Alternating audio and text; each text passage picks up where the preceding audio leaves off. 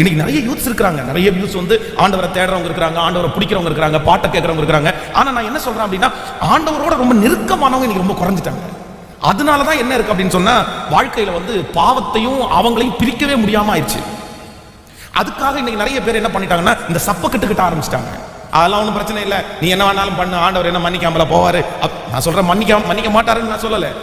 பாவத்தை செய்யறதுக்கு இன்னைக்கு நிறைய பேர் ஏன் ஹோப் கொடுக்குறாங்க அப்படின்னா, நம்பிக்கை கொடுக்குறாங்க அப்படின்னு சொன்னா, அவர்களுக்கும் ஆண்டவருக்கும் உள்ள அந்த தொடர்பு இருந்தா மட்டும்தானே பாவத்தை ஜெயிக்க முடியும். இல்லைன்னா எப்படி பாவத்தை ஜெயிக்க முடியும்? பாவத்தை ஜெயிக்க முடியாது. பாவத்தை ஜெயிக்கிறதுக்கு வேற எதுனாலையும் நீங்க ஜெயிக்க முடியாது. ஒன்னே ஒண்ணு, ஆண்டவருக்கும் உங்களுக்கும் இருக்கிற தொடர்புனால மட்டும்தான் பாவத்தை ஜெயிக்க முடியும். ஒருவன் கிறிஸ்துவுக்குள் இருந்தால், ஆண்டவரோட இருந்தா பாவம் உங்களை அவ்வளவு சீக்கிரமா தொடாது. ஆனா ஆண்டவருடைய பிரசன்னத்துக்குள்ள நீங்க இல்ல அப்படின்னு சொன்னா, நீங்க எவ்வளவுதான் முயற்சி எடுத்தாலும் அந்த பாவத்திலிருந்து உங்களுக்கு ஜெயத்தை நீங்க பெற்றுக்கொள்ளவே முடியாது. அதனால மிக முக்கியமானது என்ன அப்படின்னு சொன்னா, இன்றைக்கு ஒரு தீர்மானம் எடுங்க. நீங்க ஆண்டவரை தனிப்பட்ட விதத்துல ஆண்டவரை நீங்க ரொம்ப தேடணும்.